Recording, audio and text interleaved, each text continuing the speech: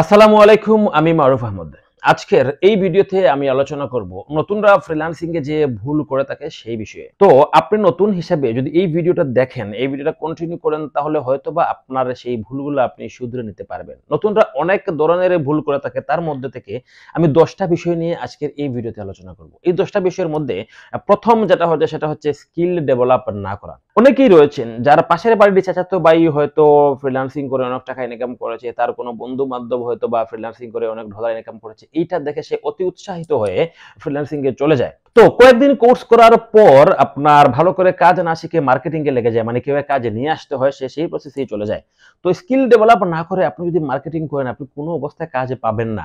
এবং দেখা গেছে যে আপনি মার্কেটিং করতে করতে ক্লান্ত হয়ে একসময় ছেড়ে দিবেন, আপনার দ্বারা আর ফ্রিল্যান্সিং হবে না। তাই আমি বলবো, আপনি যদি ফ্রিল্যান্সিং করতে চান, আপনি যদি মনস্থির করেন যে আপনি ফ্রিল্যান্সিং করবেন, ফ্রিল্যান্সিং করে আপনার ক্যারিয়ার বিল্ড আপ করবেন, তাহলে আমি আপনাকে বলি ফ্রিল্যান্সিং থেকে সত্যি লক্ষ লক্ষ টাকা ইনকাম করা যায়। এখানে প্রচুর পরিমাণ কাজ পাওয়া যায়। বাংলাদেশের সবাই যদি একাধারে ফ্রিল্যান্সিং কাজ করে, তবুও ফ্রিল্যান্সিং এর কাজ শেষ হবে না। যেটা প্রয়োজন সেটা হচ্ছে আপনার স্কিল ডেভেলপ করা। আপনার যদি স্কিল ভালো থাকে, আপনি যদি ভালো করে কাজ জানেন, এই সেক্টরে আপনার কাজের কোনো অভাব হবে না। তাই আগে আপনি স্কিল ডেভেলপ করুন, পরে ইনকাম করার জন্য ঝাঁপিয়ে পড়ুন। এখন ইনকাম দিকে ফোকাস না করে স্কিলের দিকে ফোকাস দিন। 2 নম্বরে যেটা বলবো সেটা হচ্ছে রিভিউ কিনা। যারা একদম বেসিক তারা হয়তো রিভিউ শব্দের সাথে পরিচিত না। আমি আপনাদেরকে বুঝিয়ে বলি। ফাইবারে যখন আপনি কোনো কাজ সাবমিট করবেন, আপনার কাজ যদি ক্লায়েন্টে ভালো লাগে, ক্লায়েন্ট আপনাকে 5 স্টার রিভিউ দিয়ে থাকে, কেউ 4 স্টার দিয়ে থাকে, 3 স্টার দিয়ে থাকে। তো এই যে রিভিউ, অনেকের ধারণা হচ্ছে যে ফাইবারে যদি রিভিউ না থাকে তাহলে ক্লায়েন্টের মনে হয় কাজ দেয় না। তো তারা কি করে, বিভিন্ন জায়গা থেকে রিভিউটা কিনে নিয়ে আসে। বর্তমানে বাংলাদেশে অনেক ফেসবুক পেজ রয়েছে, অনেক ফেসবুক গ্রুপ রয়েছে যারা টাকার বিনিময়ে রিভিউগুলা সেল দিয়ে থাকে। তো অনেকেই সেই রিভিউগুলা কিনেন। আমি আপনাদেরকে বলি, মূলত রিভিউ কিনে আপনি কখনো কাজ পাবেন না। প্রথমত হচ্ছে কি, আপনি যদি রিভিউ কিনেন তাহলে আপনার নিজের পায়ে নিজে কুড়াল মারবেন। কারণ বর্তমানে আপনার ফাইবারের যে রোবোটিক সিস্টেম রয়েছে, সেই সিস্টেম কিন্তু বুঝতে পারে যে আপনি রিভিউটা কিনেছেন, এই রিভিউটা অর্গানিক না। তো এতে করে আপনার ফাইবার আইডি সাসপেন্ড হয়ে যেতে পারে। তাছাড়া এটা ভুল ধারণা যে রিভিউ দেখলে ক্লায়েন্ট কাজ দেয় না। যদি এরকম হতো যে রিভিউ না দেখলে ক্লায়েন্ট কাজ দেয় না, তাহলে কেউ শূন্য থেকে আজকে এই হাজার হাজার রিভিউ সংগ্রহ করতে পারতো না। তো আপনি কি করবেন, কখনো রিভিউ কিনবেন না। কারো প্ররোচনায়, কারো মার্কেটিং দেখে আপনি রিভিউ না কিনে অর্গানিক ভাবে নিজের ফাইবার আইডিকে আপনি রিচ করান, গ্রো করান, র্যাঙ্কে নিয়ে যান। আপনি যদি খুব ভালো করে টাইটেলে রিচার্জ করতে পারেন, আপনি যদি খুব ভালো করে কিওয়ার্ডে রিচার্জ করতে পারেন, তাহলে অবশ্যই আপনার ফাইবার গিগ র্যাঙ্ক করবেই। 3 নম্বরে যে ভুলটা অনেকে করে থাকেন সেটা হচ্ছে ফাইবারে। যেমন ফাইবারে যখন আপনি কোনো গিগ পাবলিশ করতে যাবেন, তখন দেখবেন পাবলিশ করার আগে আপনার ইংলিশ টেস্ট বা স্কিল টেস্ট চাচ্ছে। ঠিক এই মুহূর্তে অনেকেই কি করেন, বাইপাসে সেই গিগটাকে পাবলিশ করে দেন। হয়তো এই বিষয়টা সবাই জানেন না, খুব কম সংখ্যক মানুষ এটা জানেন এবং তারা নতুনদেরকে এটা শিখিয়ে থাকেন।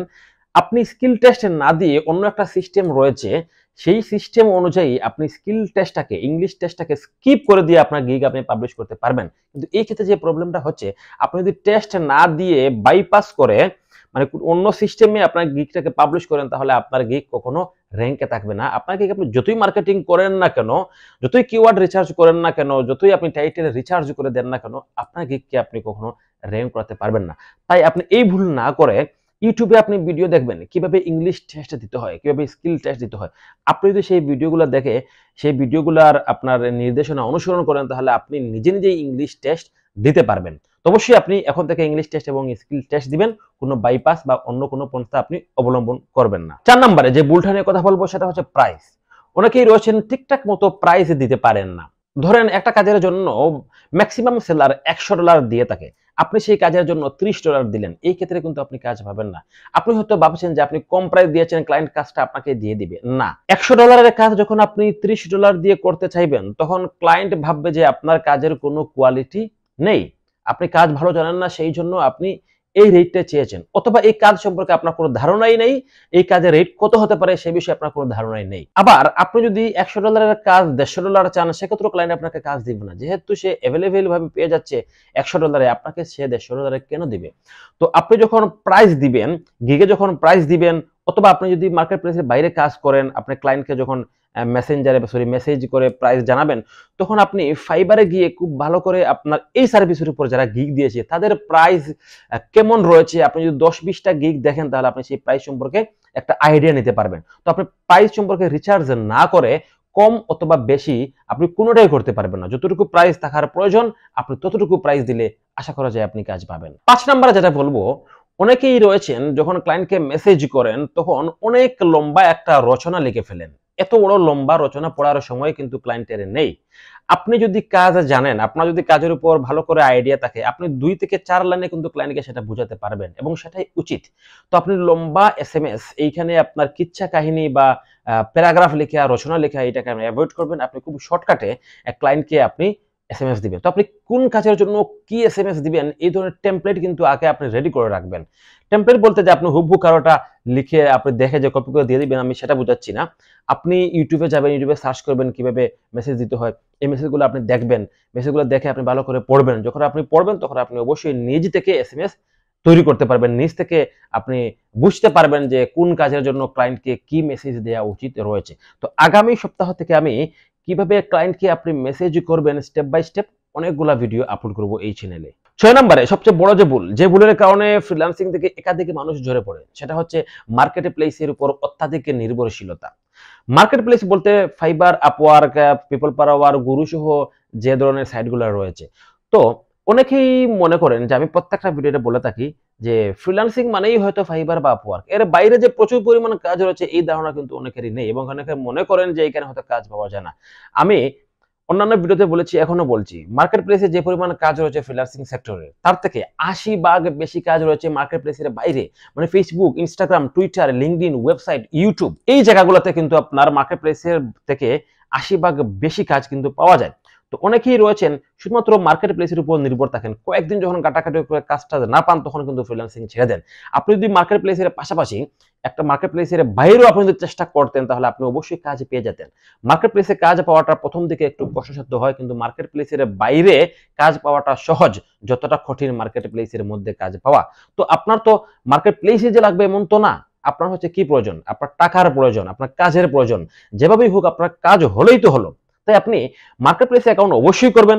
একটা পোর্টফোলিও হিসাবে আপনার মার্কেট প্লেসে অ্যাকাউন্ট থাকা জরুরি, কিন্তু মার্কেট প্লেসের বাইরে আপনি অবশ্যই সময় দিবেন। Facebook, Instagram, Twitter, LinkedIn, Pinterest, YouTube, personal website আপনি এগুলো তৈরি করবেন এবং এইগুলোতে আপনি প্রচুর পরিমাণ মার্কেটিং করেন।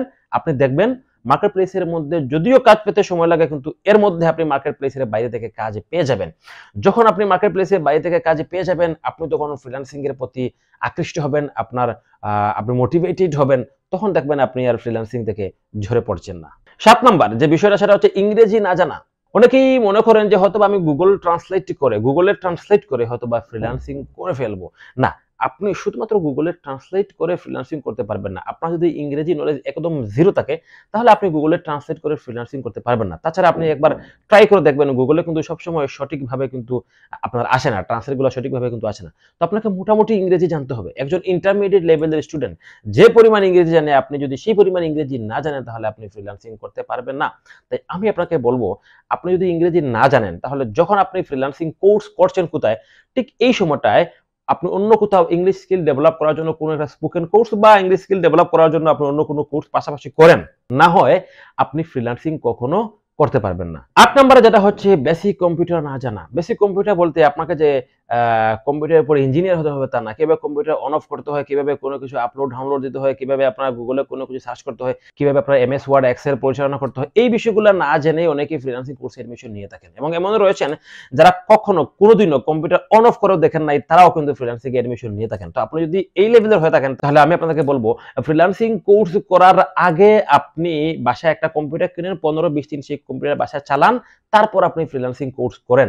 আপনি যদি একদম নতুন হয়ে থাকেন, কোনোদিন আপনি কম্পিউটার ছুঁয়েও দেখেননি, তাহলে আপনি ফ্রিল্যান্সিং কোর্সটা করতে পারবেন না। 9 নম্বরে যে ভুলের কথা বলবো সেটা হচ্ছে নিশ নির্বাচন। ফ্রিল্যান্সিং এ অনেক ক্যাটাগরির কাজ রয়েছে। তো আপনি কি করলেন, আপনার যে আগেই বলেছিলাম আপনার পাশের বাড়ির ভাই ফ্রিল্যান্সিং করে লক্ষ টাকা ইনকাম করেছে, আপনি সেটা দেখে এডমিশন নিয়ে নিলেন। সে কি করে, সে ওয়েব ডেভেলপমেন্ট করে, আপনি ভর্তি হয়ে গেলেন।